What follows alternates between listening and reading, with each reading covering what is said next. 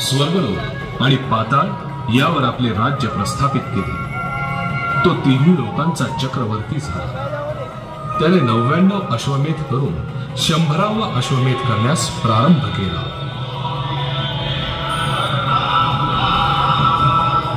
ओम अग्नेय स्वाहा, यमाय स्वाहा, यमधर्माय स्वाहा. ओम शांति शांति शांति. त्याच वेळी पृथ्वीच्या रक्षणासाठी देवमाता अदिती आणि कश्यप मुनी यांच्या पोटी पुत्र रूपात श्री विष्णूंनी जन्म घेतला. तोच हा वामन अवतार. ओम अग्नेय स्वाहा, यमाय स्वाहा, यमधर्माय स्वाहा. ओम शांति शांति शांति. हे बटो, स्वागत असो. राजा, तुझे कल्याण असो. मी याचक म्हणून तुझ्या दारी आलो आहे. हे विरोचन सुत बळीराम, हा बटू नव्हे, हे तर आहेत साक्षात श्री विष्णू. त्यांनी कश्यप ऋषींच्या पोटी जन्म घेतला आहे. वाह वाह वाह, साक्षात भगवान विष्णूंनी जन्म घेतला. जय हो प्रभू, जय हो. लक्षात घे, केवळ तुझे निर्दालन करण्यासाठीच ते दान मागतील. तुझा विनाश हाच त्यांचा जन्म हेतू आहे बळीराज. नाही नाही, प्रत्यक्ष प्रभूंविषयी अशी कल्पनाही मी करू शकत नाही आचार्य. बोलावं प्रभू, मी काय सेवा करू आपली? दान मागावं. पृथ्वी पाहिजे.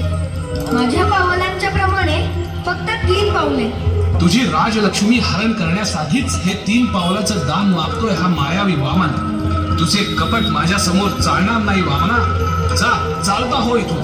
थांबा प्रभू, थांबा, जाऊ नका. आचार्य हे त्रैलोक्याचे स्वामी, मी फक्त या पृथ्वीचा स्वामी. हे महाबली, मी फक्त बळी. त्यांनी दान न घेता जाणं माझ्या धर्माला बाधा आणणारे ठरेल. मी विरोचन पुत्र बळी या क्षणी तुम्हाला 3 पावलं पृथ्वी दान देत आहे. ब्रह्मार्पणमस्तु, ब्रह्मार्पणमस्तु, ब्रह्मार्पणमस्तु. बळीराजानं दान दिलं. त्याच क्षणी वामनानं विराट विष्णू रूप धारण केलं.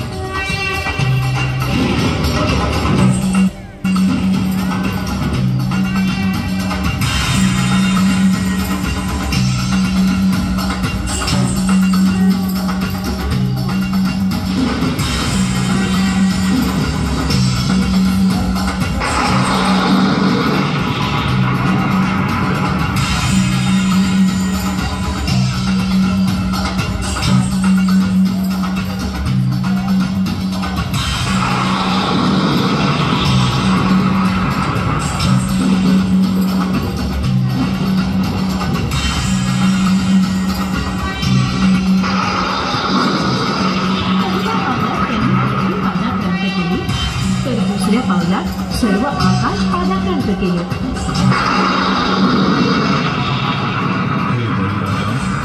आता 3रं पाऊल मी कुठे ठेवू? हे देवाधिदेवा, तुम्ही सर्वांचे पालन करता. आज मी खूप भाग्यवान आहे. अनेक तप करून जे साध्य होत नाही ते श्रीहरी दर्शन मला झालं आहे. आता 3रं पाऊल माझ्या मस्तकावर ठेवा.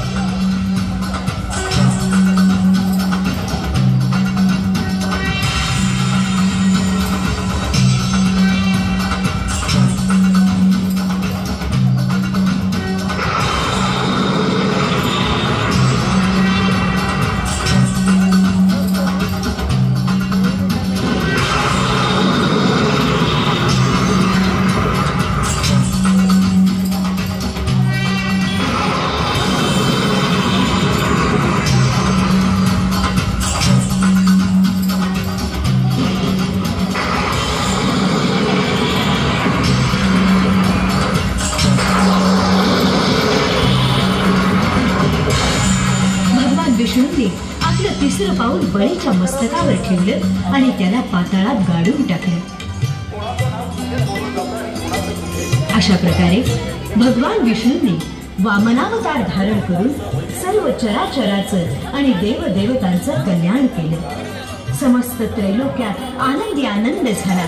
सर्वांनी श्री विष्णूंचा जय जयकार केला.